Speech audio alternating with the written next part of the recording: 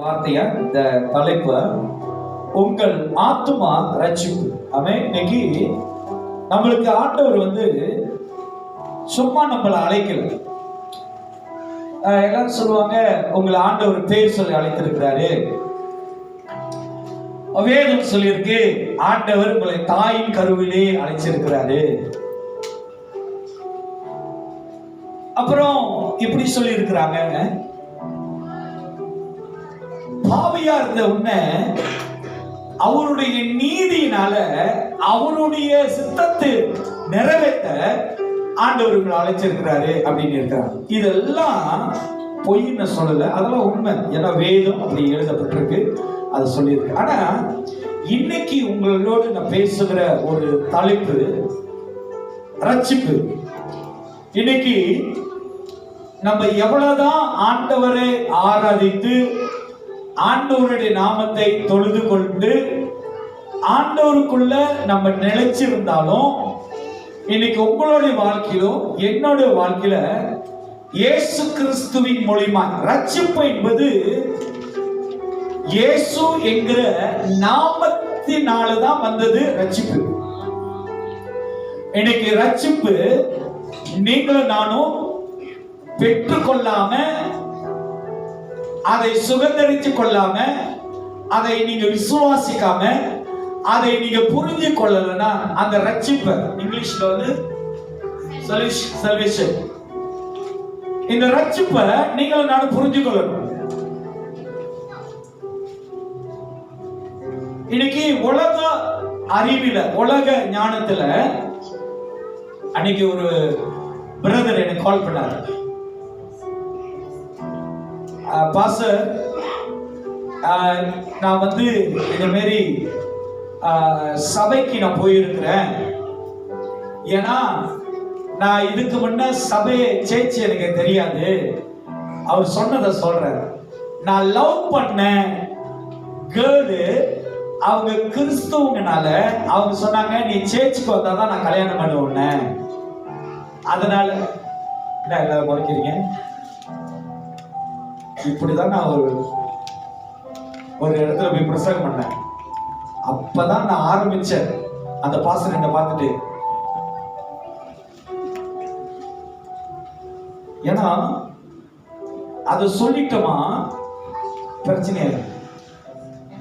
நான் சொன்னேன், நீ அடுத்த வாட்டி இந்த சபைக்கு என்ன கூப்பிடுறதுனாலும் பரவாயில்ல, நான் சொல்ல வேண்டியதை சொல்லிட்டு போறேன்.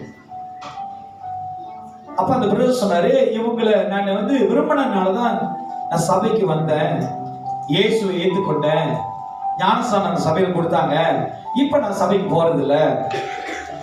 அதனால இப்ப எனக்கு குழந்தை பிறந்திருக்கு, எனக்கு பிள்ளை பிறந்திருக்கு, நான் எந்த சபைக்கு போல.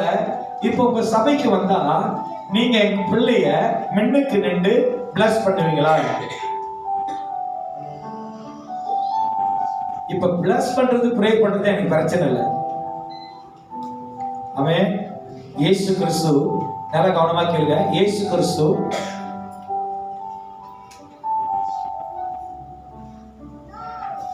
லேகியோன் என்கிற மனுஷனுக்குள்ள இருந்த பிசாசை பார்த்து அவர் கட்டளையிட்டாரு, நீ கேட்டபடி நடக்கட்டும்னு கட்டளையிட்டாரு.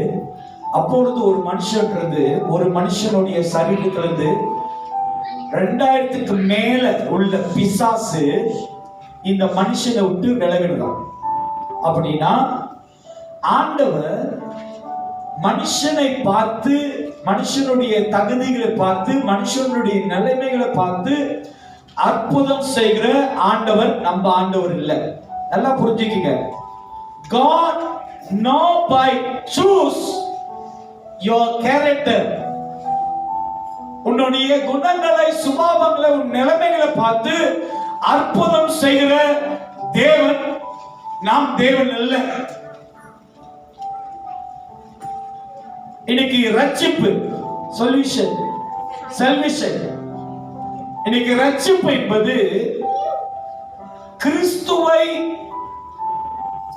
என்னுடைய வாழ்க்கையில, என்னுடைய வாழ்க்கையை மாற்றக்கூடிய, என் வாழ்க்கையை மன்னிக்கக்கூடிய, என்ன பாவத்திலிருந்து மீட்கக்கூடிய இருள இருக்கிற என்னுடைய சுபாவங்கள், என்னுடைய பழக்க வழக்கங்கள், என்னுடைய எண்ணங்கள், என்னுடைய பலவீனங்கள், நான் கடந்து போகிறதெல்லாம் விடுதலை ஆக்க இவர்னாலதான் முடியும் அப்படின்னு நம்புற நீங்க, உங்களுடைய நம்பிக்கை தான் உங்களுக்கு வரப்போகிற ரட்சிப்பு. இன்னைக்கு எல்லாரும் யோசிக்கிறது போல இந்த இயேசு அப்படி பார்க்காதீங்க. ஒரு மனுஷனோட வாழ்க்கையில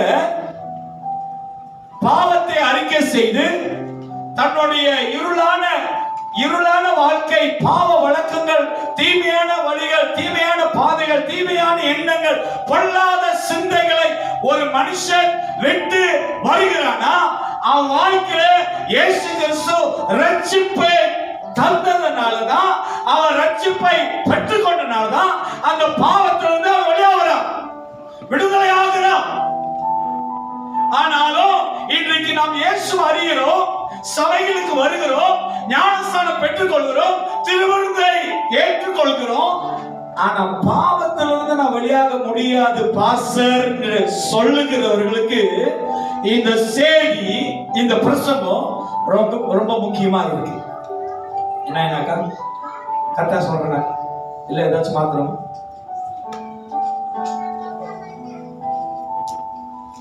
இன்னைக்கு சொல்றாங்க உங்களுடைய நிலைமையை பார்த்து ஆண்டவர் ரட்சிப்பு தரது இல்லைன்னு சொல்றாங்க. கிறிஸ்து அதுக்கு இல்லையா? ஒரு மனுஷன் மனம் திருப்புறாங்க. சகையு எத்தனை பேருக்கு தெரியும்? வேதத்துல சகையு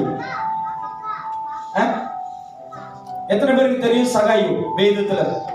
கிறிஸ்தவங்க சொல்லுங்க தயவு செய்து. பைபிள் தூக்குறீங்களா?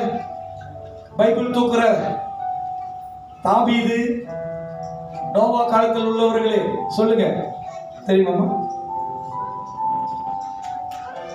கண்ணுக்கு யாருமே தெரிய மாட்டீங்க. அப்படியே எல்லாம் அப்படியே புகை மூட்டத்தோட அப்படியே புகை மண்டலத்தில் எல்லாம் அப்படியே பட்டர்ஃப்ளைமே பறந்துட்டு இருக்கீங்க. தெரியுமா சகாயு? இயேசு அவனை பார்த்து சொல்றாரு, நான் உன் வீட்டுக்கு வரணும்னு சொல்லும்போது இயேசு கூட இருந்தவங்க, அங்க இருந்தவங்க எல்லாம் என்ன சொன்னாங்க? இயேசு பார்த்து என்ன சொன்னாங்க? இந்த அக்கிரமக்கார வீட்டுக்கு, இந்த பாவி வீட்டுக்கு யார் போறாரா? என்ன அர்த்தம்னா,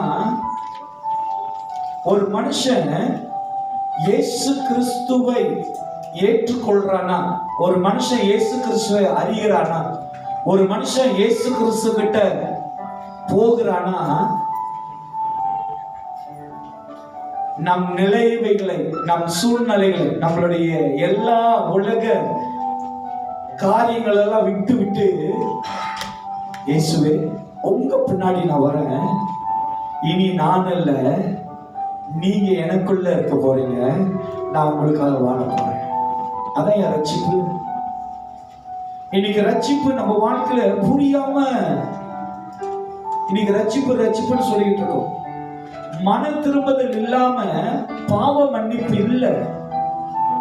ரட்சிப்பு வரணும்னா ஒரு மனுஷனுக்கு மன திரும்புதல் இருக்கணும்.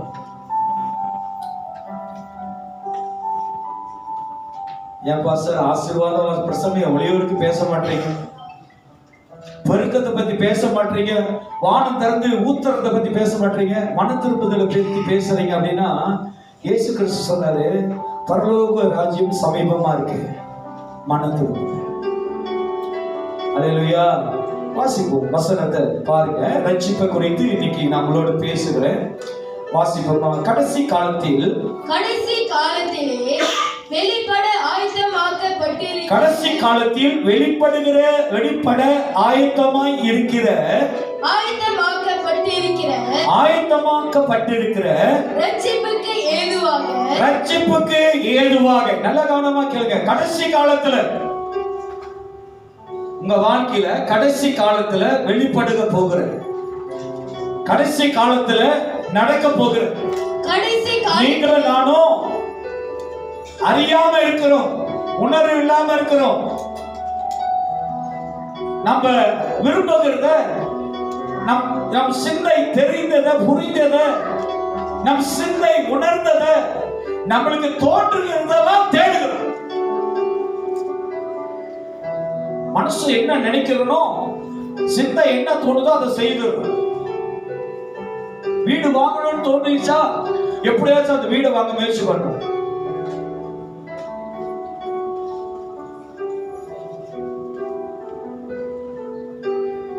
கல்யாண நாள் வருது, என் ஹஸ்பண்டுக்கு ஒரு தங்க மோதிரம் வாங்கி கொடுக்கணும் அப்படின்னு மனசுல நினைச்சானே, அது 6 மாசம் நம்ம சம்பளத்துல இருந்து குருவி சேர்க்கிற மாதிரி சேர்த்து சேர்த்து சேர்த்து கல்யாண நாளுக்கு ஹஸ்பண்டுக்கு என்ன பண்றோம்? உங்க சிந்தை என்னங்கிறதெல்லாம் நம்ம நிறைவேற்றுகிறோம். ஆனா வேதம் சொல்லுது கடைசி காலத்தில், நல்ல கவனமா கேளுங்க, கடைசி காலத்திலே வெளிப்பட ஆயத்தமாக்கப்பட்டிருக்கிற ரட்சிப்புக்கு ஏதுவாக விசுவாசத்தை கொண்டு தேவனுடைய பலத்தினாலே காக்கப்பட்டிருக்கிற உங்களுக்கு அந்த சுதந்திரம் பரலோகத்தில், பாருங்க, அந்த சுதந்திரம் பரலோகத்தில் இருவாங்க. இங்க பாருங்க, கடைசி காலத்துல ஆண்டவர் சொல்லுகிற காரியமானது வெளிப்பட ஆயத்தமாய் பட்டிருக்கிற ரட்சிப்புக்கு ஏதுவாக விசுவாசத்தை கொண்டு தேவனுடைய பலத்தினாலே காக்கப்பட்டிருக்கிற உங்களுக்கு அந்த சுதந்திரம் பரலோகத்தில் வைக்கப்பட்டிருக்கிறது. இன்னைக்கு ரட்சிப்பு இது கடைசி காலத்துல ஒவ்வொருத்தருக்கும் காக்கப்பட்டிருக்கான். அந்த ரட்சிப்புக்கு தேவையானத பலன், நீ ரட்சிக்கப்பட்டு நீ இந்த பூமியில வாழ்கிற உங்களுடைய பலன் பூமியில தேடாதீங்க, பரலோகத்துல உங்களுக்காக காக்கப்பட்டு இருக்காங்க. அப்படின்னா நீங்க இந்த பூமியில ரட்சிக்கப்பட்டுட்டீங்க. இந்த ரட்சிக்கப்பட்ட நீங்க எந்த ஒரு நன்மையும், எந்த ஒரு நிறைவும், எந்த ஒரு ஆசீர்வாதமும், எந்த ஒரு பூரணமும் அதை பெற்றுக்கொள்ளாம நீங்க இருக்கலாம். நீங்க நினைப்பீங்க, நான் ரட்சிக்கப்பட்டுட்டேன், ஏன் வாழ்க்கை மாறல? நான் ரட்சிக்கப்பட்டுட்டேன், ஏன் என்னுடைய சூழ்நிலை மாறல? நான் ரட்சிக்கப்பட்டுட்டேன், ஏன் என்னோட உபத்திரவம் மாறல? நான் ரட்சிக்கப்பட்டுட்டேன், என் குடும்பத்தோடைய ஏழ்மை ஏன் மாறல? அப்படின்னு நீங்க பார்க்கும்போது, அதை குறித்து நீங்க யோசிக்கும் போது, அதை குறித்து நீங்க நினைச்சு அதையே நீங்க சிந்திக்கும் போது, அதுல இந்த வேதம் சொல்றது அந்த நன்மை பரலோகத்துல உங்களுக்காக காக்கப்பட்டிருக்காங்க. உங்களுக்காக அந்த நன்மை ரட்சிக்கப்பட்ட ஒவ்வொருத்தருக்கும். உங்களுக்கு ஒன்று தெரியுங்களா? உங்களுடைய ரட்சிப்பை, உங்களுக்கு கொடுக்கப்பட்ட சல்வேஷனை பூமியில ஒரு மனுஷனும், பூமியில எந்த பிசாசும் அந்த ரட்சிப்பை திருட முடியாது. தமிழே சுரி. அந்த ரட்சிப்பு இயேசு கிறிஸ்துவின் மூலியமாய், இயேசு கிறிஸ்துவு மூலியமாய் உங்களுக்கும் எனக்கும் கொடுக்கப்பட்டிருக்கிறபடியா அந்த ரட்சிப்போடைய பலன், இந்த ரட்சிப்போடைய நன்மை, இந்த ரட்சிப்பினால் வருகிற நிறைவு, அது பரலோகத்துல உங்களுக்காக என்ன பாருங்க, பரலோகத்துல உங்களுக்காக தேவன் காத்து வைத்திருக்கிறார். இப்படி சொல்றேனே, நீங்க வேலை செய்து உங்களுடைய இன்வெஸ்ட்மெண்ட், நீங்க பேங்க்ல போயிட்டு ஒரு இன்வெஸ்ட்மெண்ட் பண்றீங்க, அது என்ன சொல்லுவாங்க? காசு போட்டு சேர்த்து சேவிங் இல்ல போடுவாங்க. 10,000 போட்டு ஒரு 5-10 வருஷத்துக்கு எடுப்பாங்க. என்ன சொல்லுவாங்க? Saving, investment. ஓகே, இன்வெஸ்ட்மெண்ட் பண்றீங்க வச்சுக்கலாம், ஒரு 50,000 சொல்லிட்டா 10 வருஷம் கழிச்சு எடுத்தீங்கன்னா உனக்கு 1 லட்சம் கொடுப்பான்னு சொல்லிட்டாங்க வச்சுக்கலாம். நீங்க 10 வருஷம் வரைக்கும் உங்களுக்கு தெரியும் தானே, என்னுடைய பணம் இந்த பேங்க்ல இந்த நம்பர்ல தாக்கப்பட்டிருக்குன்னு உங்களுக்கு தெரியுமா தெரியாது? சொல்லுங்க, தெரியுமா தெரியாது? நம்பிக்கை இருக்கா இல்லையா? நினைவு இருக்கா இல்லையா? மறந்துடுவீங்களா? சொல்லுங்களா, மறந்துடுவோம் சார், இதெல்லாம் எனக்கு ஞாபகமே இருக்காது சொல்ல முடியுமா? யாராவது ஒரு ஆள் 50 50,000 எழுதி போட்டுட்டு நான் மறந்துட்டேன் யாராவது ஒரு ஆள் சொல்லுவீங்களா? சொல்ல முடியுமா? முடியுமா சார்? எது மறந்தாலும் அதை மட்டும். இப்ப ஒரு உதாரணம், நான் 50,000 எழுதி போட்டேன், பேங்க்ல போட்டு இன்வெஸ்ட்மெண்ட் பண்ணிட்டேன். இப்ப ஆண்டவர் என்ன எடுத்துக்கொண்டாரு, சரிங்களா? நான் என்ன எடுத்துக்கொண்டுட்டாரு, எனக்கு வீட்டுல வச்சிருக்கிறாங்க. ஒரு உதாரணம் சொல்றேன், கனவு காணாதீங்க. வாசல் பொட்டியில படுத்துருக்கிறோம், மாலை போடுறோமா அதெல்லாம் பார்க்காதீங்க. சும்மா உங்களுக்கு ஒரு உதாரணம் சொல்றேன். இப்ப இந்த விஷயத்தை தெரிஞ்ச ஒரே ஆளு சிஸ்டர் தான். சிஸ்டர் மறந்துடுவாங்க, முடிஞ்சானே என்னென்ன லெட்டர் என்னென்ன சூழலாம் அப்டேட் பண்ணுமோ எல்லாம் அனுப்பிடுவாங்க. இந்த காசெல்லாம் எல்லாம் ரிட்டர்ன் பண்ணுங்க, இந்த ஆள் போயிட்டாரு அப்படின்னு. புரியுதுங்களா? இன்னைக்கு வேதம் நம்மளுக்கு ஒரு இன்வெஸ்ட்மெண்ட் சொல்லுது. ரட்சிப்போடைய பலன் பரலோகத்தில் உங்களுக்காக காக்கப்பட்டிருக்கு. அது ஒரு நாளும் உலகமும் உலகத்தில் இருக்கிற மனிதர்களும் பிசாசும் அந்த நன்மையை திருட முடியாது. ஏன்னா அது தேவனால காக்கப்படுகிறது. அப்ப இன்றைக்கு உங்களுக்கு அருளப்பட்ட இந்த ரட்சிப்பை இந்த பூமியில வாழ்கிற நீங்களும் நானும் காத்து கொள்ள வேண்டும் என்றால், இந்த ரட்சிப்பு உங்க வாழ்க்கையில நிலைச்சிருக்க வேண்டும் என்றால், நீங்க தேவனுடைய வார்த்தையில் தேவன் கற்றுக் கொடுக்கிற வசனத்தின் மேல உங்களுடைய விசுவாசமும் உங்களுடைய நம்பிக்கையும் உங்களுடைய தீர்மானங்களும் உங்களுடைய பழக்க வழக்கங்கள் வாழ்க்கையும் தேவனுடைய வார்த்தையில ஒப்பிடப்படணும். தேவனுடைய வார்த்தையை எப்பொழுதும் உனக்கு முன்பாய் வைத்து எல்லா வகையிலும் இடதுபுறமும் வலதுபுறமும் தெற்கும் மேற்கும் எல்லா இடங்களிலும் ஆண்டவருடைய வார்த்தையை வைத்து உன்னை நீ சரிப்படுத்த வேண்டும். நான் கர்த்தருடைய வார்த்தையில, தேவனுடைய வசனத்துல, ஆண்டவருடைய விருப்பத்துல, தேவன் வெளிப்படுத்தின வெளிப்பாடின்படி நான் வாழ்றேனா? என்னுடைய ஆத்துமா வாழுதா? என்னுடைய வழிகள் ஆண்டவருக்கு பிரியமா இருக்கா? உன்னுடைய யோசனை ஆண்டவருக்கு வெளியரங்கமா இருக்கிறபடியால் அந்த யோசனையில கர்த்தர் பிரியப்படுகிறாரா? எத்தனை பேருக்கு புரியுது நான் சொல்றது? ரட்சிப்ப நீங்க எல்லா இடங்களிலும் காத்து கொள்ளணும்னு சொன்னா, சீன் மட்டும் பாவம் மட்டும் அல்ல, உன்னுடைய யோசனை கூட உன் ரட்சிப்புல நீ காத்துக்கொள்ள. உன்னோட வார்த்தை. ஒரு உதாரணம் சொல்றேன், இது அடையாளத்தை கேட்டுக்கிட்டு ப்ரூவ் பண்ணுங்க அப்படின்னு என்கிட்ட வராதிங்க. ஒரு உதாரணம் தான் சொல்றேன். உதாரணத்துக்கும் அடையாளத்துக்கும் வேற ஒரு உதாரணம். இப்ப இந்த மனுஷன் சொன்னாங்க, பயமா இருக்கு. சரி, நான் சொல்றேன்.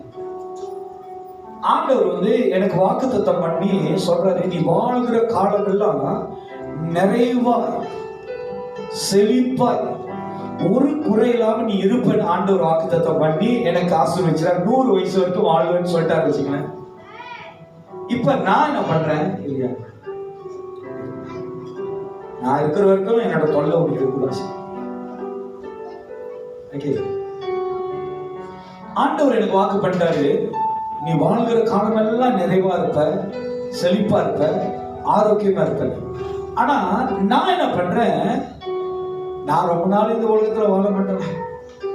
இத பணம்னா எனக்கு நிரந்தரம் இல்லைல்ல, என்கிட்ட பிச்சைக்காரனா இருக்கலாம், எனக்கு காசே இல்லைல்ல, என்னால வாழவே முடியல, எனக்கு நிறைவு இல்லை, தரித்திரம் மேல தரித்திரனா அப்படின்னு நான் எதை நீ அறிக்கை செய்து கொண்டே இருக்கிறனோ, உங்களுடைய வாழ்க்கையினுடைய காரியங்களை நீங்க பிசாசு கிட்ட அறிக்கை செய்வீங்க. தேவ பிள்ளைங்க நீங்க தேவ பிள்ளைதான்.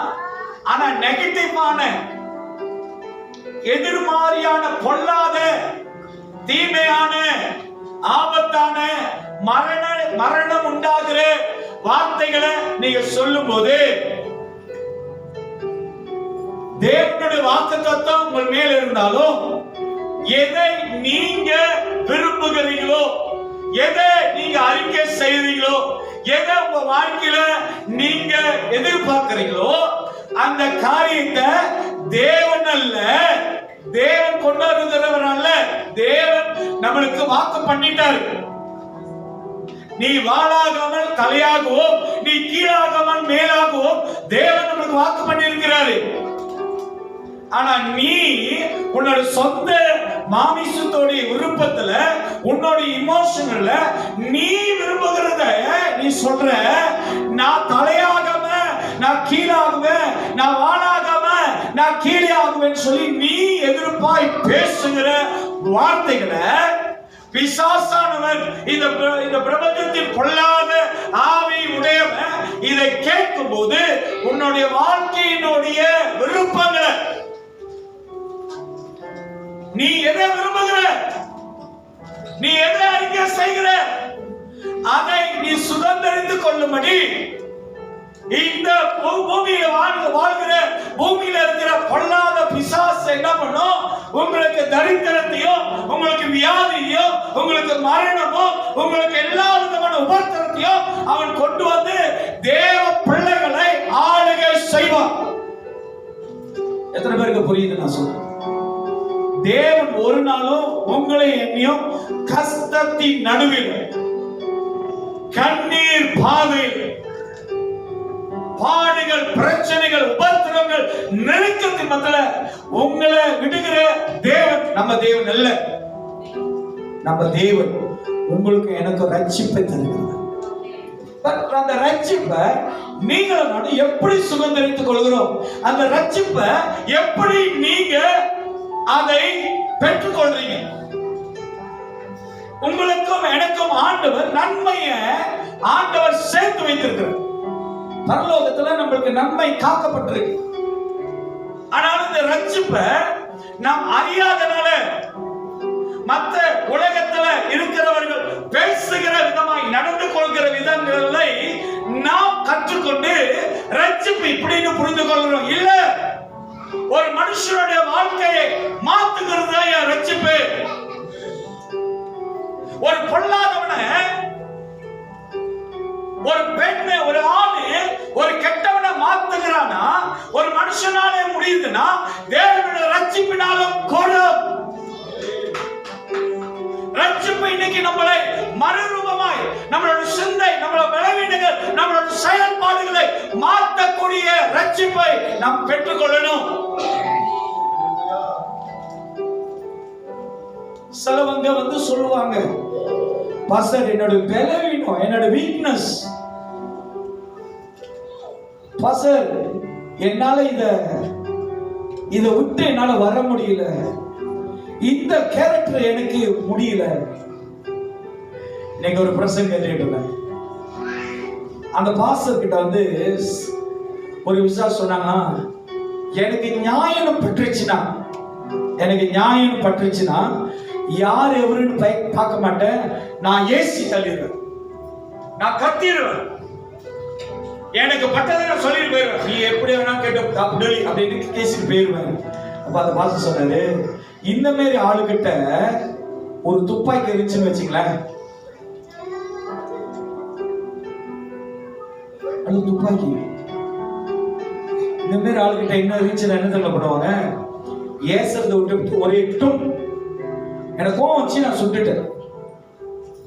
இன்னைக்கு நம்மளோட சிந்தை கோபத்தினால நாம் வெளிப்படக்கூடாது, ரட்சிப்பினால நாம் மாறப்படும். நம்மளுக்குள்ள இருக்கிற ரட்சிப்பு என்ன பண்ணுமா? நம்மள புதிய மனிதனாய் மாற்றும். சபையில போல் சொன்னாரு, பாஸ்டர் ஒரு இடத்துல 4 ஏத்த போனேன், அவங்க செஞ்சதை பார்த்தோன்னு எனக்கு கோவம் வந்துருச்சு, ஏசியலாம் நினைச்சேன் பாஸ்டர். ஆனா ஆண்டவர் உள்ளத்துல சொன்னாரு, பொறுமையை காத்துக்கொண்டு நீ கத்தன உன் சாட்சி போயிடும். அந்த வார்த்தை நான் அப்படியே அடங்கி அமைதியா இருந்தேன். இன்னைக்கு உன்னோட ரட்சிப்பு உன்னை எல்லா விதத்திலையும் கண்டித்து உணர்த்தி உன்னை வழி நடத்தும். ஒரு சூழ்நிலை வருது, நீங்க சொல்றீங்க பச என்னால முடியல, இத நான் போய் தான் செஞ்சுதான் இதை நான் கடந்து இதை ஏற்றுக்கொண்டுதான் ஆகணும். ஐயா நான் சொல்றேன், உங்களால முடியாது. ஆனா உங்களுக்குள்ள இருக்க ரட்சிப்பு இருக்க, அதை மேற்கொள்ள அந்த ரட்சிப்பு உங்களுக்கு உதவி செய்யும். புரியல? மனுஷன் அப்பத்தினால மட்டுமல்ல, தேவனுடைய வாயிலிருந்து புறப்படுகிற ஒவ்வொரு வார்த்தையினாலும் அவன் பிழைப்பான். இன்னைக்கு நம்மளுடைய பிழைத்துல நம்மளுடைய சிந்தையில யோசிக்கும் போது நம்மளால மேற்கொள்ள முடியாது. நீ தேவ பிள்ளையா, தேவனை அதிகமாய் நேசிக்கிற ஒரு பிள்ளையாய் மாறிட்டேன்னா, உன் வாழ்க்கையில் எவ்வளவு எதிர்ப்புகள் எவ்வளவு போராட்டங்கள் வந்தாலும் அதுல கடந்து கூட கர்த்தருடைய பலத்தை கொடுத்தார். தேவனுடைய பலம் இது நமக்கு வேணும். ஏன் மேற்கொள்ள முடியல? ஏன் சோர்ந்து போறோம்? ஏன் நம்ம வாழ்க்கையில விழுந்து விழுந்து விழுகிறோம்? இன்னொன்னு தெரியுங்களா? நம்ம வாழ்க்கை அவிவிசுவாசம் ரொம்ப. அவிவிசுவாசம் எல்லாத்திலும் சந்தேகப்படுறது. ஆண்டவரை நம்புகிறத காட்டிலும் உலகத்தில் இருக்கிற காரியங்கள் மேல் நிறைய நம்பிக்கை வச்சிருக்கனால ஆண்டவர் மேல நம்ம அவிவிசுவாசம். ஆண்டவர் செய்வாரா? அவர் செய்ய மாட்டாரு. இது மாறுமா? மாத்த மாட்டாரு. இது நடக்குமா? நடக்காது. ஏன்னா அவிவிசுவாசம். வசனம் சொல்லுது, குப்பையில கிடந்த ஒண்ண ஆண்டவர் உயர்ந்த ஸ்தலத்துல கொண்டு போய் வைப்பேன்னு வசனம் சொல்லுது. ஆனா நம்ம நம்ப மாட்டோம், விசுவாசிக்க மாட்டோம். ஆண்டவர் செய்வார், செய்ய மாட்டார். பஸ் உங்களுக்கு ஒண்ணு தெரியுங்களா? தேவனால் கூடாதது ஒன்றும் இல்லை. ஆமென், ஆமென், ஆமென். தேவனால் கூடாதது, சத்தமா சொல்லுங்க, தேவனால் கூடாதது. அப்ப உங்க வாழ்க்கையில தேவன் பெரிய காரியங்கள் செய்ய முடியுமா? முடியாது. உங்க குடும்பத்துல தேவன் பெரிய காரியங்கள் செய்வாரா இல்லையா? உங்களோட தேவன் பெரிய காரியங்கள் செய்வாரா இல்லையா? அப்ப தேவன் செய்வார் என்று நீங்க நம்பினீங்கன்னா உங்க வாழ்க்கையில வருகிற போராட்டங்களை மேற்கொள்ள, அதை விட்டு விலக தேவனால் முடியுமா? முடியாது. சொல்லுங்க, முடியுமா? முடியாது. ஆமென், முடியும்.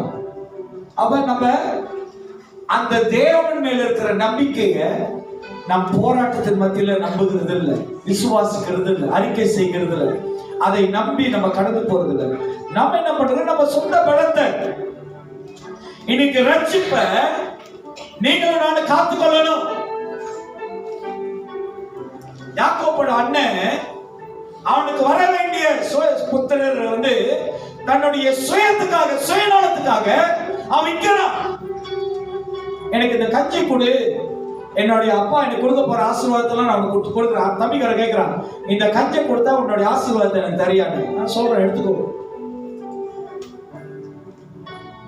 கிறிஸ்துவ பிள்ளைகள், தயவு செய்து உங்கள் மேல இருக்கிற ரட்சிப்பை ஆனர் பண்ணுங்க, கனம் பண்ணுங்க. நீங்க கழுத்துல போட்டிருக்க, கையில போட்டிருக்கிற தங்கத்தை போல உங்க ரட்சிப்பை நினைக்காதீங்க. நாளைக்கு பாசா கடையில வச்சுட்டு அடுத்த மாசம் போட்டுக்கலாம். ரட்சிப்பு அப்படி இல்ல. உங்களுக்கு எனக்கும் இயேசு கிறிஸ்து கொடுத்த ரட்சிப்பு பரலோகத்தில் சேர்க்கப்பட்டிருக்கிற நன்மையா, சும்மா இல்ல.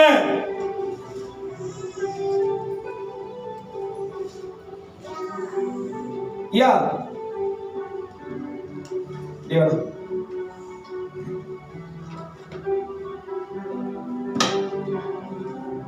இவர் உலகத்துல தேவன் அறியாம இருக்கும்போது இந்த கையை உலகத்தில் இருந்தார், தலையாச்சு இப்படி இருந்தார். அன்பின் மகனே, இப்படி தெரியும், இயேசு உன்னை நேசிக்கிறார். இயேசு சிவானி, இயேசு sayang awak. Kalian, iya kak, betul kak, betul dia sayang saya kak. Kalian mana ada nani pesir? அப்ப அவர்கிட்ட தேவனோட அன்பை பகிர்ந்து கொள்றாரு. அப்ப இவரு ஆடினவரு இப்படி உலகத்துல ஆடிக்கிட்டு இருந்தாரு. இயேசு நம்ம அவர் வார்த்தை கேட்க கேட்க இப்படி மாறிட்டார். ஆடுறதெல்லாம் நின்றுச்சு. இப்ப எங்களுடைய ஐக்கியம் ஆண்டவருடைய அன்பை பேச பேச ஆண்டவர் இவருடைய சிந்தையில அவருடைய அன்பு இவருக்குள்ள வந்தானே. நான் என்ன பண்றேன், ஒரு நாள் இவரோட சொல்றேன், நான் இயேசு ஏற்றுக்கொள்ள போறேன் பாஸ்டர். அதனால அதோடைய முறைகள் எனக்கு சொல்லுங்க. இயேசு ஏற்றுக்கிறியா? இயேசு ஏற்றுக்கிறனா வேற ஒன்றும் இல்லை, பாவத்தெல்லாம் நீ விட்டுறணும்.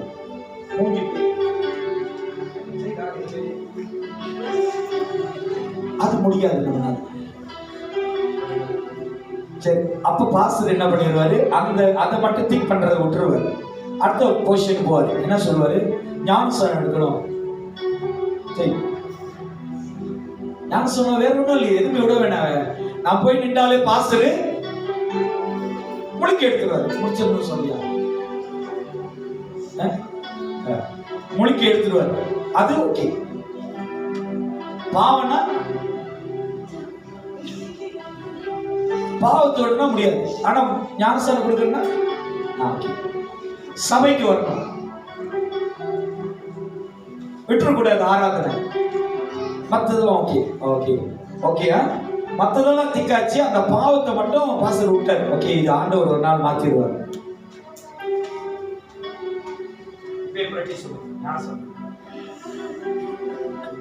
பாருங்க,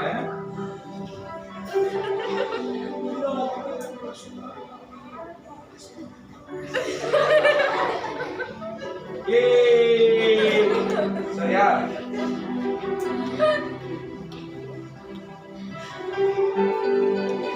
ஏன்னா என் நிலைமை அப்படியாச்சு. ரட்சிப்ப புரியாம இருக்கிறோம் நம்ம. இப்ப இந்த பையன் ஆண்டவர் ஏற்றுக்கொண்டு வந்துட்டான். இப்ப நீங்க சொல்லுங்க, இவன் ரட்சிக்கப்பட்டனால நீங்களா இருந்து சொல்லுங்க. நீங்க என்னை ஏமாற்றவே முடியும் போல போல இல்லைன்ற ரட்சிக்கப்படலையா? ஞானஸ்நானம் கொடுத்துட்டேனே. பிரசங்கத்தை கேட்டு ரொம்ப தெளிவா இருக்கிறீங்களா? குழம்பி கிடக்குறாரு பசர், என்னதான் செய்ய போறீங்க? இப்ப சொல்லுங்க, இவன் சபைக்கு வரான், ஆண்டவரோட வார்த்தையை நம்புறான், தேவனோட அன்பு இவனுக்குள்ள வந்துருச்சு. உலகத்துல இப்படி எல்லாம் ஆடிக்கிட்டு தான் இதெல்லாம் விட்டுட்டு டையெல்லாம் கட்டிட்டு ஞானஸ்நானம் எடுத்துட்டான், திருவிந்து எடுக்கிறான். இப்ப சொல்லுங்க, இவனுக்கு ரட்சிப்பு வந்துருச்சா? உங்களை நம்பி எதுலயும் நான் நிக்க முடியாது, தள்ளி விட்டுருவீங்க. சரி, ரட்சிப்பு வந்துருச்சுன்னு சொல்றவங்க கை தொட்டு.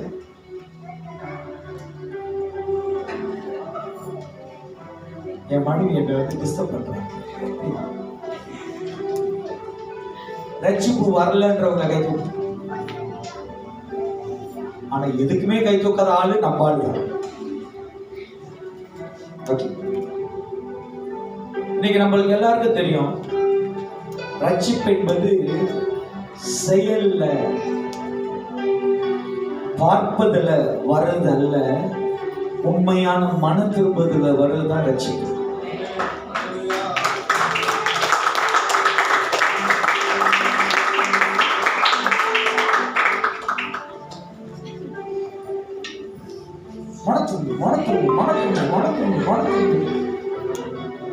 மன திரும்புவா நினைக்கிறீங்க? முடியுமா? அப்படிதான் நடக்குது. அது மன திரும்புது இல்லையா? அது மன திரும்புது இல்ல. மன திரும்பலையா? சோறு 3 நாள் இல்ல, அது மன திரும்புது இல்ல. மன திரும்புது என்ன தெரியுங்களா? தேவனுடைய அன்பு உங்களுக்குள்ள இருந்தா, நல்லா கவனமா கேளுங்க.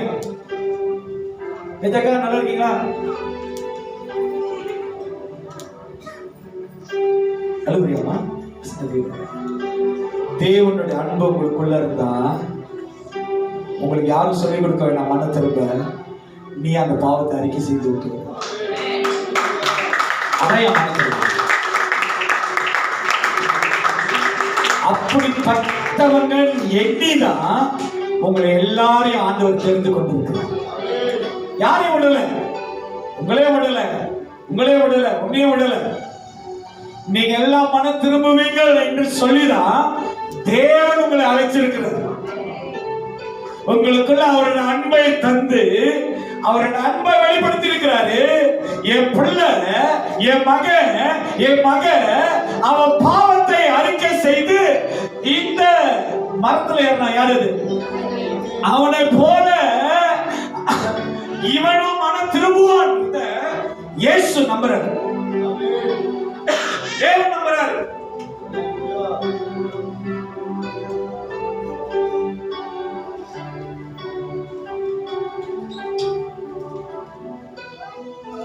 இப்ப ஒரு மிஸ்டேக் செய்யறீங்க வச்சுங்களேன், ஒரு தவறு செய்யறீங்க, உங்களுக்கு தெரியும் நீங்க ஒரு தவறு பண்றீங்க, ஒரு பாவம் செய்யறீங்க வச்சுங்களேன், ஆண்டவருக்கு பிரியமா தேவன் வேண்டாம்னு சொல்ற ஒரு காரியத்தை செய்யறீங்க வச்சுங்களேன். இப்ப அந்த இடத்துக்கு பாஸ்டர் வந்துட்டு, பாஸ்டர் உங்க பக்கத்துல நிக்கிற, செய்வீங்களா? செய்வியாமா? சிலவங்க இருக்கிறாங்க சொல்லணும்னு தோணுது, ஆனா சொல்ல வேணான்னு வாய் அடக்குது, சொல்லாதீங்க. சபைக்கு வந்தா உலகத்துல ஒரு வாழ்க்கை வாழ்வோம். நம்ம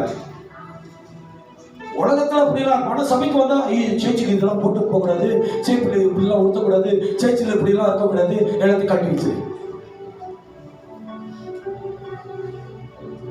வசனம் என்ன சொல்லுதுன்னா, என்னமா சொல்லு, ஒரே ஆவி சொல்லு. வெளியே நான் இப்படி உள்ளுக்கு கிறிஸ்துவுக்காக சாட்சி உள்ளவர்களால் ரட்சிப்பை காத்துக்கொண்டு. ஆமென், ஆமென், ஆமென். என் பிரசங்கத்துக்கே போல மணி ஆயிடுச்சு. வாசிமா, தொடர்ந்து வாசி. கடைசி காலத்திலே வெளிப்பட ஆயத்தமாக்கப்பட்டிருக்கிற ரட்சிப்புக்கு ஏதுவாக விசுவாசத்தை கொண்டு தேவனுடைய பலத்தினாலே காக்கப்பட்டிருக்கிற உங்களுக்கு அந்த சுதந்திரம் பரலோகத்தில் வைக்கப்பட்டிருக்கிறது. இதிலே நீங்கள் மிகவும் சந்தோஷப்படுகிறீர்கள். என்றாலும் துன்பப்பட வேண்டியது அவசியம்தான். ரட்சிப்புக்காக, ரட்சிப்பை நிமித்தம் சில துன்பம் வரும், சில வேதனை வரும், சில போராட்டம் வரும், சில உபத்திரம் வரும், சில விதமான வாழ்க்கையில உங்களுக்கு எதிர்ப்பு வரும். அந்த எதிர்ப்பின் மத்தியில உன் விசுவாசம் எப்படிப்பட்டதா இருக்கு? நான் கேட்கிறேன், உங்க வீட்டுல பர்த்டே ஃபங்க்ஷன் இருக்கு சரிங்களா? அந்த இடத்துல ஒரே ஒரு பலூன், நிறைய பலூன் கட்டிருக்கு, ஒரே ஒரு பலூன் மட்டும் காத்து போய்கிட்டு இருக்கு, நீங்க ஊதி வைக்கிறது காத்து போய்கிட்டே இருக்கு. நீங்க என்ன பண்ணுவீங்க? ஊதி வச்சுக்கிட்டே இருப்பீங்களா? அதை அப்படியே எடுத்து அரியா பண்ணி வீசிடுவீங்களா? இன்னைக்கு உங்களோட விசுவாசம் எப்படி இருக்கு?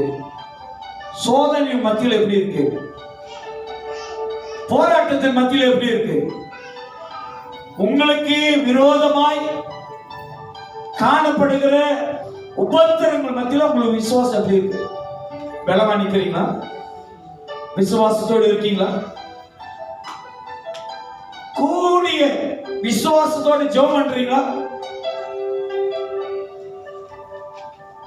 இன்னைக்கு நம்மளுக்கு ஒரு உபத்திரம் வந்துருச்சுன்னு வச்சுங்களேன், நம்மளுக்கு ஒரு போராட்டம் வந்துருச்சுன்னு வச்சுங்களேன், ஏன் இன்னைக்கு கிறிஸ்தவர்களுக்கு எதை செய்யணும், எந்த தீர்மானத்தை எடுக்கணும், நான் ரட்சிக்கப்பட்ட நான் எதை நான் செய்ய வேண்டும் என்று நம்மளுக்கு தெரியல.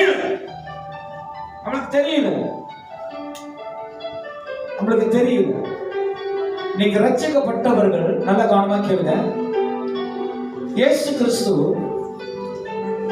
அவரு எல்லா நாளும் போய் எல்லா இடங்களிலும் ஜனங்களுக்கு சுவிசேஷம் சொன்னாலும் அந்த 7வது நாள் அவர் தேவ ராஜ்யத்துக்கு வருவார், தேவனோட கூடாரத்துக்கு வருவார். இன்னைக்கு உங்களுக்கு நான் சொல்றேன், எத்தனை பேருக்கு பிரதர் மோகன்லால் தெரியும்? அவர் ஒரு சுவிசேஷர் தான், ஆனாலும் அவருக்குன்னு ஒரு திருச்சபை இருக்கு, அவருக்குன்னு ஒரு மேற்பட்டு இருக்கிறார். அவர் அந்த சபைக்கு போறாரு, அங்க தேவனை தொழுது கொள்றாரு. அவ்வளவு மேன்மைப்பட்ட அந்த ஒரு ஊழியக்காரனே அவருக்கு வைத்திருக்கிற மேற்பன், அவருக்கு வைத்திருக்கிற அந்த கூடாரத்துக்குள்ள போய் அவர் ரட்சிப்ப தேவனுக்கு முன்பாய் உண்மையும் உத்தமாய் அவர் இருக்கிற அந்த மனுஷனோட வாழ்க்கையிலே போராட்டம் இருக்கு. ஆனாலும் அந்த போராட்டத்தின் மத்தியில் ஆண்டவருக்கு நினைச்சிருக்கிறார். இன்னைக்கு நம்ம வாழ்க்கையில வருகிற போராட்டத்தின் மத்தியில் ஒரு ரட்சிப்பை எப்படி காத்துக்கொள்ள உங்களுக்கு தெரியுங்களா? வேதத்துல யோசேப்பு தேவனுக்கு கீழ்ப்படிஞ்சனால அபாண்டமாய் போத்திபர் மனைவி யோசேப்பு மேல தப்பான புகார் செய்தார். தண்டனை அனுபவிச்சான் யோசேப்பு. யார் நிமித்தம்?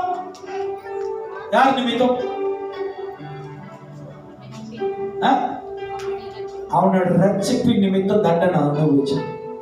இன்னைக்கு கணவர் சொல்றாரு, இன்னைக்கு நீ சபைக்கு போக கூடாது, இல்ல நீங்க திருமணத்துக்கு போ. மறுநாள் ஞாயிற்றுக்கிழமை காலை வரைக்கும் அழுந்துகிட்டே இருக்கும். பாசர் அடிப்பார், ஏமா சேச்சிக்கு வரல, இல்ல கணவர் அடிச்சுட்டாரு பாசர் அதனால சபைக்கு வரல. அதான் அடி வாங்கிட்டியா வந்து. உன்னோட ரட்சிப்பின் நிமித்தம் நீ துன்பப்படுகிறனா சந்தோஷமா படு. உன்னோட பலன், உன்னுடைய நன்மை பரலோகத்தை கத்த சேர்த்து வைக்க. இது நம்மளுக்கு தெரியாது. நம்மளுக்கு என்ன தெரியும் தெரியுங்களா? இந்த பூமியில் உள்ளத கூட்டமும், இந்த பூமியில் உள்ளதை குறைக்கவும், இந்த பூமியில் உள்ளதை யோசிக்க தான் நம்மளுக்கு தெரியுமே தவிர பரலோகத்துக்கு போகிற அந்த ரட்சிப்பு எப்படிப்பட்டதுன்னு நம்மளுக்கு தெரிய மாட்டேங்குது. இன்னைக்கு ஆண்டவர் நம்மளுக்கு கொடுத்த ரட்சிப்பு மனுஷனால் உண்டானது அல்ல. சிலவங்க வந்து சொல்லுவாங்க, பாஸ்டர் இந்த பாஸ்டர் மூலியமா தான் நான் ரட்சிக்கப்பட்டேன், இந்த பாஸ்டர் தான் எனக்கு ரட்சிப்பு கொடுத்தாரு, இந்த பாஸ்டர் தான் எனக்கு ரட்சிப்பை கொண்டு வந்தாரு, இந்த பாஸ்டர் மூலியமா தான் நான் ரட்சிப்பு என்னதுன்னு அவர்களிருந்து பெற்றுக்கொண்டேன். ரட்சிப்பு மனுஷனால் அல்ல. நான் வார்த்தையை மாத்திக்கிங்க. ரட்சிப்பு தேவனால் உண்டானது. மனுஷனை ஆண்டவர் ஒரு கருவியால், ஒரு பொருட்டாக பயன்படுத்தினார், ஒரு வெசல். பட் அந்த மனுஷனால ரட்சிப்பு இல்ல உனக்கு, இயேசு கிறிஸ்துவினால. நீ இன்னைக்கு ரட்சிக்கப்பட்டிருக்கனா அந்த ரட்சிப்பை நீ நினைக்கிறது மேல, அந்த ரட்சிப்பை நீ நினைக்கும் போது அதுக்கு மேல இயேசு கிறிஸ்துவை நீங்க நினைக்க வேண்டும். இயேசுவை நீங்கள் விசுவாசிக்க வேண்டும். இயேசு இடத்துல நீங்கள் அன்பு செலுத்த வேண்டும். இயேசுக்காக பாடை அனுபவிக்கிறவர்களாய் மாறணும். அல்லேலூயா, அல்லேலூயா, அல்லேலூயா. தேவன் வந்து சொல்றாரு, சகோதரி இந்த பகுதியில் ஒரு 300 பேரை நான் ஆயத்தம் பண்ணி இருக்கிறேன் ரட்சிப்புக்கு கொண்டு வர. நீ 7 நாள் உபவாசம் எடுத்து ஜெபம் பண்ணு அப்படின்னு ரூபேஷ் கவிஞர்கிட்ட சொல்றாரு. ஆண்டவர் 7 நாள் உபவாசம் எடுக்க சொன்னாரு. எனக்கு வந்து டயபெட்டிக் இருக்கு, ஒரு உதாரணம். எனக்கு கேஸ்ட்ரிக் இருக்கு, எனக்கு இந்த ப்ராப்ளம்லாம் இருக்கு. நான் மருந்து சாப்பிடணும், சாப்பிடாம என்னால இருக்க முடியாது சொன்னது ஆண்டவர்னா அவர் உன்னை வழி நடத்துவார். இன்னைக்கு இந்த உபத்திரத்து மத்தியில உனக்கு தேவன் ரட்சிப்பு கொடுத்திருக்கிறான்னா அந்த பாடுகள் மத்தியில கர்த்தர் உன்னை நடத்தி கொண்டு போவார். நீ எதை குறித்து கலங்காத, எதை குறித்து பயப்படாத. உலகத்தில் இருக்கிறவனை காட்டிலும் உங்களில் இருக்கிற தேவன், உன்னை ரட்சித்த தேவன் பெரியவர், பெரியவர். உன்னை மாத்த, உன்னை விடுதலையாக்க, உன்னை தப்பு வைக்க, உனக்கு நன்மையான செய்ய இந்த தேவனால் முடியும். தேவன் செய்வார். உங்களுக்கு இன்னொன்னு சொல்றா, அடுத்தது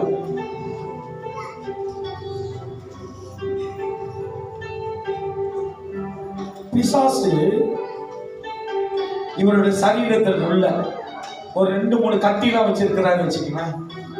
இவனோட ரட்சிப்பை, இவனோட விசுவாசத்தை அவிசுவாசமா மாத்துறதுக்கு இவனை பார்க்கிற அவங்க அம்மா, அவங்க தங்கச்சி எல்லாம் பின்தங்கி போயிடும். இயேசு ஏற்றுக்கொண்டா அவங்க வீட்லயே இவரு தான் ஞானஸ்தானம் எடுத்திருக்காரு.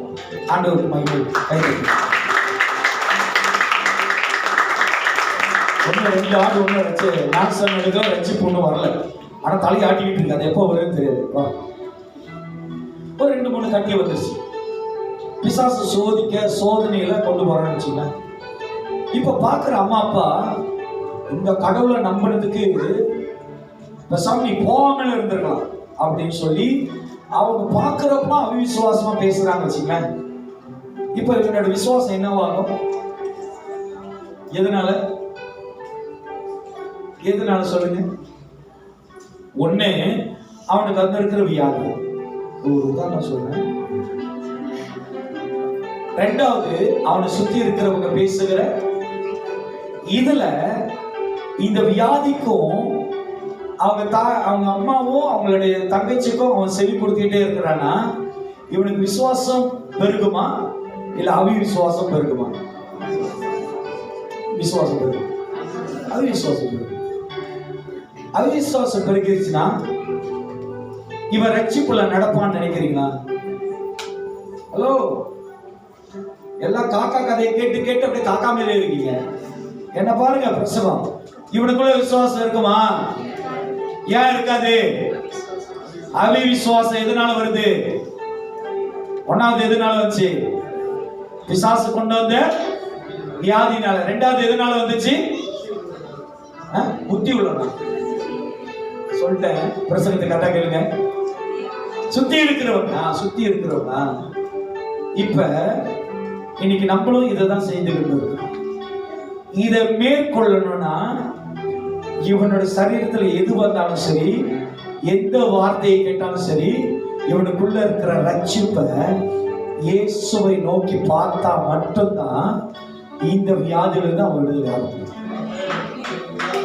எத்தனை கட்டியா இருந்தாலும் தேவனுடைய வார்த்தையை பின்னதுங்க பண்ணும். அந்த கட்டிய ஒன்றுமில்லாத, எந்த ஒரு அடையாளம் இல்லாத அளவுக்கு தேவன் அதை மாற்றி போடுவார். ஒன்று இல்லாம தேவன் மாற்றுவார். அதுதான் நம்மளுக்கு கொடுக்கப்பட்டிருக்கிற ரட்சிப்பின் விசுவாசம். உங்களுக்கு இருக்கணும். எங்க சபையில பழைய விசுவாசிகளுக்கு தெரியும். மரியாதைக்கு தெரியும், ஜெயமலக்காக்கு தெரியுமா தெரியும். எங்க சபையில ஒரு அம்மா, அவங்களுடைய அடி வயிற்றுல பெரிய கட்டி, திரைசாகலாம் தெரியும், பெரிய கட்டி. அவங்க தொழிலெல்லாம் போகணும்னா நம்மள மாரி ராத்தா அடி தொழிலெல்லாம் முடியாது. அவங்களுக்கு வந்து எங்க சேர்ச்சியில் எங்க ரெண்டல் பில்டிங்ல எல்லாம் ராத்தா தான். அவங்களுக்காக நாங்கள் வந்து கோல்டு டாய்லெட்டை மாற்றணும்.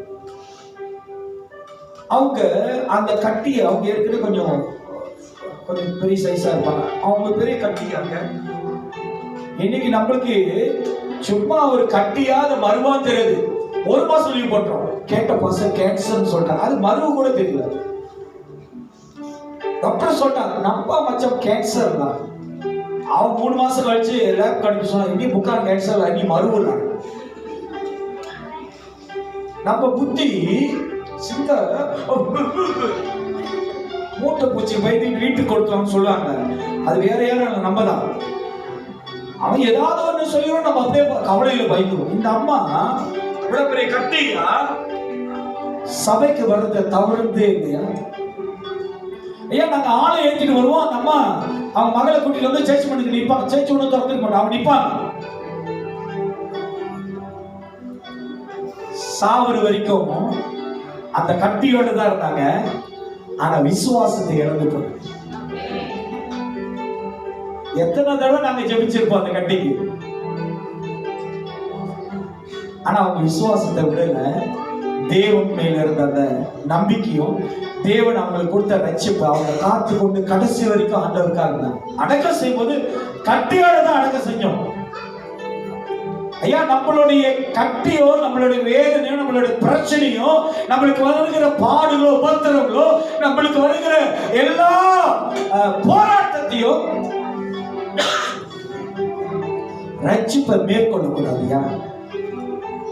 எந்த சூழ்நிலை நான் ரட்சிப்புல நான் நிலைச்சிருப்பேன், ரட்சிப்பை நான் காத்துக்கொள்வேன். பரலோகத்துல வரப்போகிற நிச்சயம் உள்ள தேவனுக்காக என் ரட்சிப்புல நான் உண்மையா இருப்பேன். ஆமென். இன்னைக்கு நம்ம கொஞ்சம் நிலைமை மாறிடுச்சுன்னா, நம்ம சூழ்நிலை மாறிடுச்சுன்னா, ரட்சிப்பு பிரச்சனை இல்ல பாஸ்டர், நீங்க தரலன்னா அந்த சபையில கொடுக்குறாரு, அந்த சபையில கொடுக்குறாரு, அந்த சபையில பெரும் கொடுக்குறாரு, நாங்க வாங்கிக்கிறோம். ரட்சிப்பு சபையிலிருந்து வர்றதில்ல, ரட்சிப்பு இயேசு கிட்ட இருந்து வருது. நல்லா உணருங்க, நல்லா புரிஞ்சுக்கிங்க. அல்லேலூயா.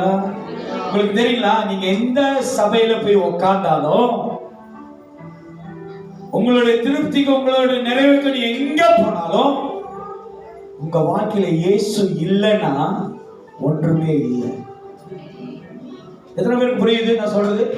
முடிச்சிட்டேன், என் பிரச்சனை முடிச்சிட்டேன். நிறைய இதெல்லாம் முடிச்சிடறேன். உங்க வாழ்க்கையில இயேசு இல்லைன்னா நீ எந்த இடத்துல போனாலும் உனக்கு நிறைவு இல்லை. நிறைவு ஆண்டவராகிய இயேசு கிறிஸ்து.